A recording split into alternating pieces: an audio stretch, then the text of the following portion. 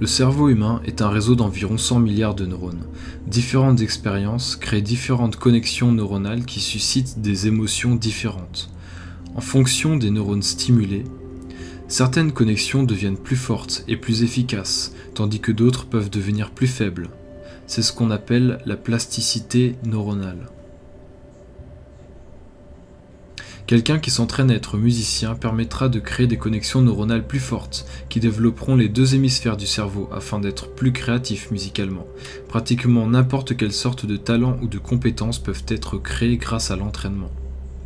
Rüdiger Gamm, qui était un étudiant sans espoir de son propre aveu, échouait en mathématiques fondamentales et a commencé à entraîner ses capacités.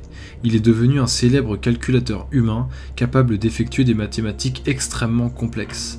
Rationalité et résilience émotionnelle fonctionnent de la même manière. Voici les connexions neuronales qui peuvent être renforcées. Peu importe ce que vous faites et à n'importe quel moment, vous modifiez votre cerveau pour être meilleur à cela. Puisqu'il s'agit d'un mécanisme fondamental du cerveau, en être conscient peut grandement enrichir votre expérience de la vie.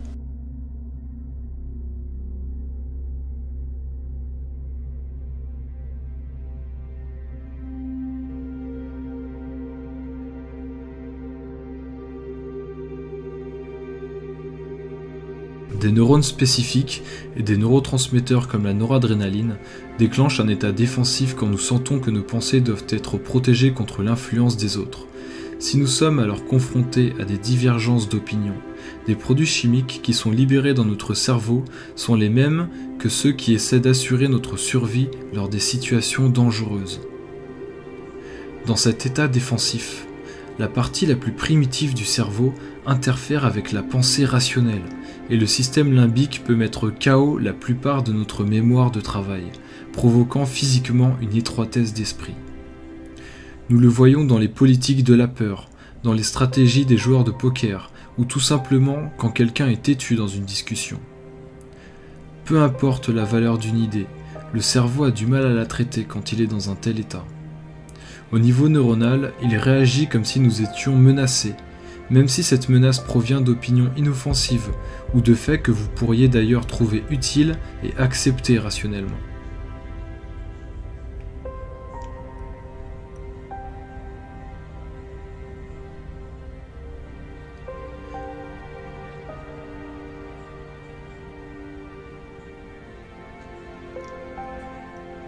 Mais lorsque nous nous exprimons et que nos points de vue sont appréciés, ces substances chimiques de défense baissent dans le cerveau, et la neurotransmission de dopamine active les neurones de la récompense, en nous faisant sentir plus puissants et en augmentant notre estime de soi.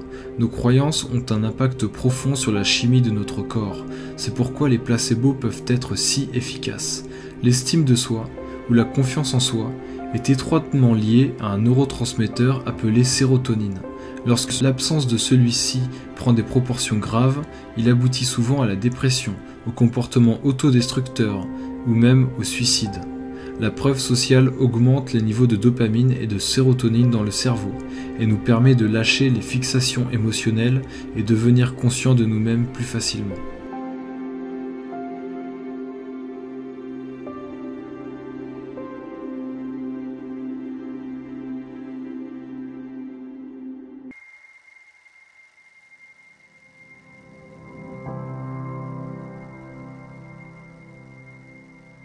La psychologie sociale regarde souvent les besoins humains fondamentaux pour s'adapter, et cela s'appelle l'influence normative.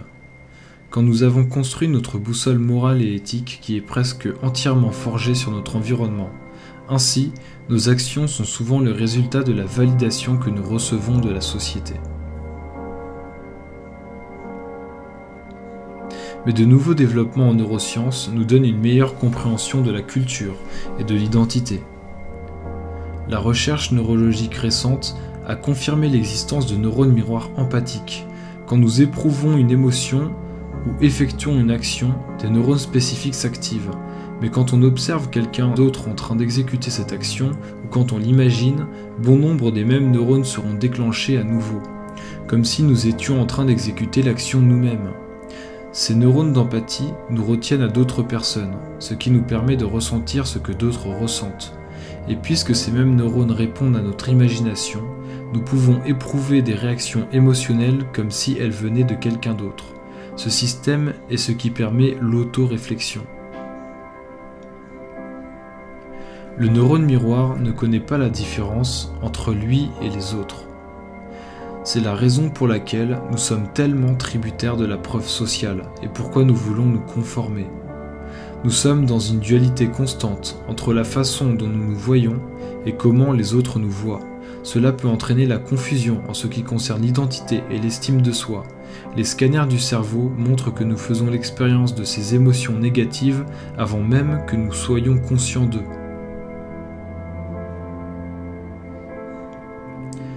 Mais quand on est conscient de soi, on peut modifier les émotions mal placées, parce que nous contrôlons les pensées qui les causent. C'est une conséquence neurochimique de la manière dont les souvenirs deviennent instables lorsqu'ils sont récupérés et comment ils sont restaurés par le biais de la synthèse des protéines. L'auto-observation modifie profondément la façon dont notre cerveau fonctionne. Il active les régions autorégulatrices du néocortex, qui nous donnent une quantité incroyable de contrôle sur nos sentiments. Chaque fois que nous le faisons, notre rationalité et notre résilience émotionnelle sont renforcées. Lorsque nous ne sommes pas conscients de nous-mêmes, la plupart de nos pensées et nos actions sont impulsives, et l'idée que nous réagissons au hasard et que nous ne faisons pas des choix conscients est instinctivement frustrant.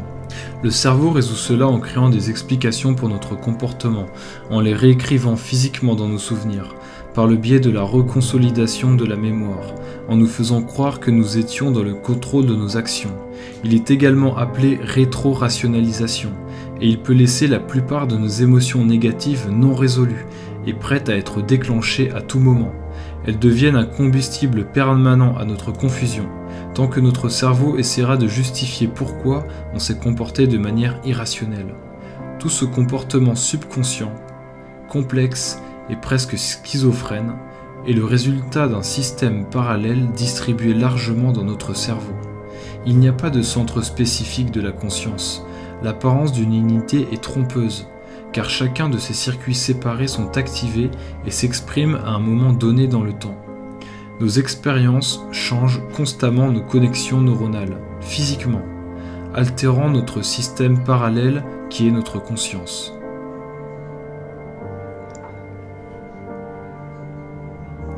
Des modifications directes de celui-ci peuvent avoir des conséquences surréalistes qui remettent en cause quoi et où est réellement la conscience.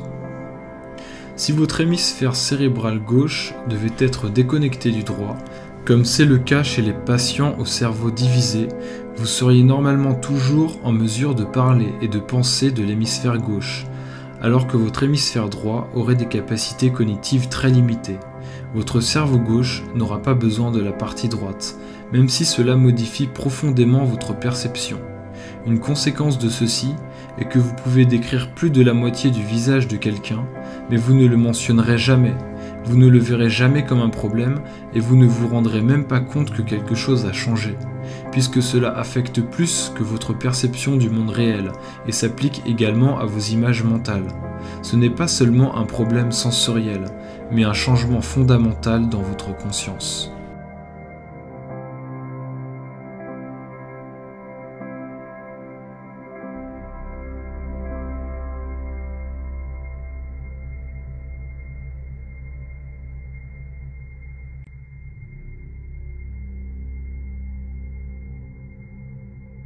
Chaque neurone a une tension, qui peut changer lorsque les ions circulent à l'intérieur ou en dehors de la cellule.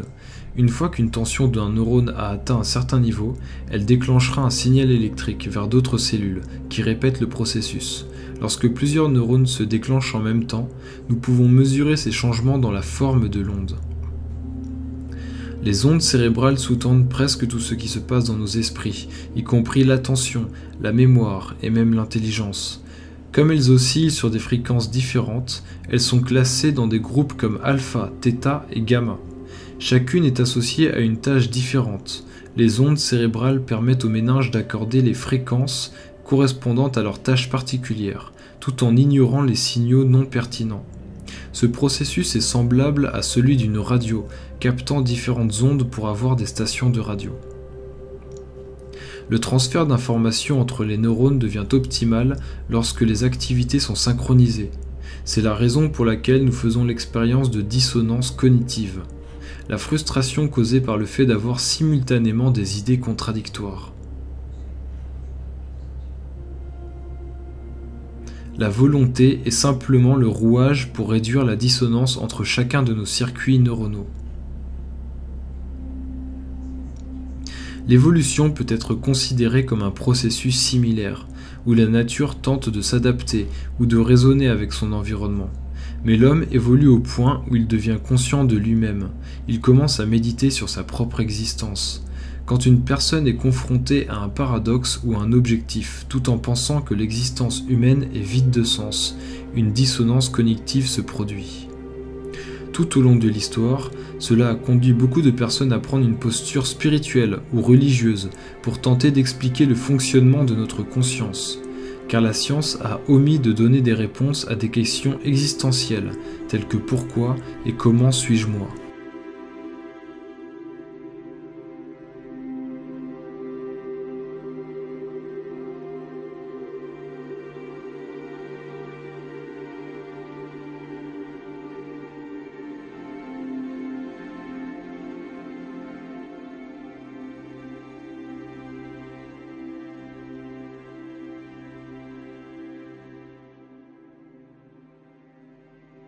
L'hémisphère cérébral gauche est largement responsable de la création d'un système cohérent de croyances, afin de maintenir une certaine continuité dans nos vies.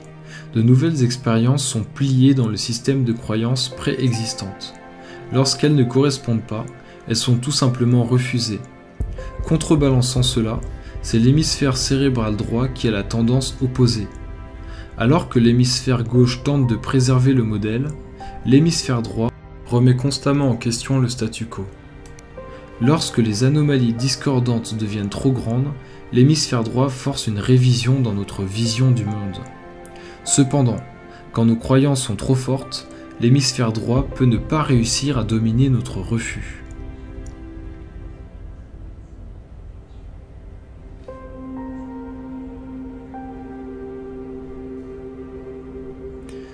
Cela peut créer une confusion profonde quand il reflète les autres, lorsque les connexions neuronales qui définissent physiquement notre système de croyances ne sont pas fortement développées ou actives, alors que notre conscience, qui est l'unité de tous les circuits séparés et actifs à ce moment, peuvent se séparer principalement de l'activité de nos neurones miroirs. Tout comme quand nous expérimentons la faim. Notre conscience se compose alors principalement d'interactions neuronales servant à la consommation d'aliments. Ce n'est pas le résultat d'un noyau neuronal du soi donnant des commandes vers différentes zones cérébrales. Toutes les différentes parties du cerveau deviennent actives et inactives et interagissent sans ce noyau. Tout comme les pixels d'un écran peuvent s'exprimer comme une image reconnaissable, la convergence des interactions neuronales s'exprime comme une conscience. À chaque instant, nous sommes en effet une image différente, une entité différente, lors de la mise en miroir, quand j'ai faim, quand je regarde cette vidéo. Chaque seconde, nous devenons des personnes différentes, car nous passons par des états différents. Lorsque nous utilisons nos neurones miroirs pour nous regarder nous-mêmes, nous pouvons construire l'idée d'identité. Mais si nous le faisons avec notre compréhension scientifique, nous voyons quelque chose de complètement différent. La synergie des neurones qui produisent notre conscience oscillante vont bien au-delà de nos propres neurones. Nous sommes également le résultat de nos hémisphères cérébraux, interagissant par voie électrochimique, car nous sommes des sens reliant nos neurones à d'autres neurones dans notre environnement. Rien n'est externe. Ça n'est pas une philosophie hypothétique, c'est la propriété de base du neurone miroir, qui nous permet de nous comprendre à travers les autres. Voir cette activité neuronale comme la vôtre, tout en excluant l'environnement, serait une idée fausse.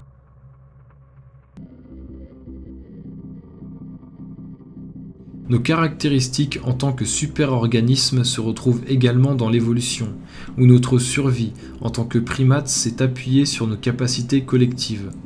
Au fil du temps, les régions néocorticales ont évolué pour permettre la modulation des instincts primitifs et la neutralisation des impulsions hédonistes au profit du groupe. Nos gènes égoïstes sont venus pour promouvoir des comportements sociaux réciproques dans les structures des superorganismes, rejetant ainsi la notion de survie du plus fort. L'activité neuronale du cerveau résonne de manière plus cohérente lorsqu'il n'y a aucune dissonance entre ces nouvelles régions cérébrales avancées et les plus anciennes, plus primitives. Ce qu'on appelle traditionnellement tendance égoïste est seulement une interprétation étroite du comportement égoïste, dans lequel les caractéristiques humaines sont perçues à travers le paradigme imparfait de l'identité, plutôt que par un point de vue scientifique sur ce que nous sommes, c'est-à-dire une expression momentanée d'une unité en constante évolution et sans centre. Les conséquences psychologiques d'un système de croyances objectif permettent une conscience de soi sans lien au soi imaginaire, provoquant une augmentation spectaculaire dans la clarté mentale, la conscience sociale, l'autorégulation, et ce qui est souvent décrit comme « être dans l'instant ».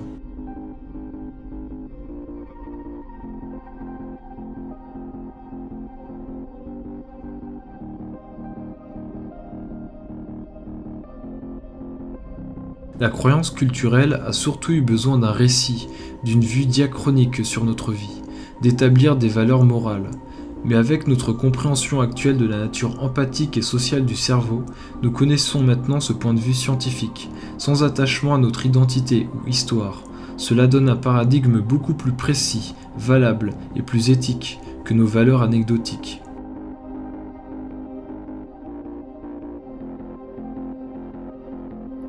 C'est logique, puisque notre tendance traditionnelle à nous définir en tant qu'être vivant individualiste fait tendre le cerveau vers des processus cognitifs dysfonctionnels, comme un étiquetage compulsif où le psychologique nous impose ses attentes.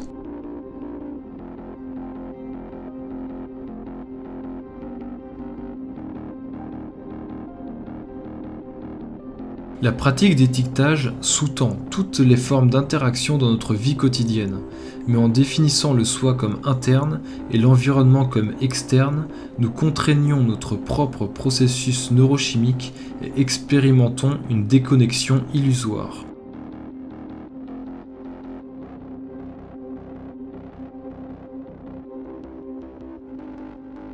La croissance et ses effets secondaires évolutifs, tels que le bonheur et l'accomplissement, sont stimulés quand nous ne sommes pas étiquetés dans nos interactions. Nous pouvons alors avoir plusieurs vues différentes et même en désaccord les unes aux autres. Mais les interactions qui nous acceptent pour ce que nous sommes, sans jugement, sont des catalyseurs neuropsychologiques qui encouragent le cerveau humain à reconnaître les autres et à accepter rationnellement des systèmes de croyances vérifiés sans dissonance. Stimuler ce type d'activité neurale et d'interaction diminue le besoin de distraction, de divertissement et crée des cycles de comportement constructifs dans notre environnement. Des sociologues ont établi que des phénomènes tels que l'obésité et le tabagisme, les émotions et les idées se propagent et ondulent dans la société de la même façon que les signaux électriques des neurones fonctionnent lorsque les activités sont synchronisées.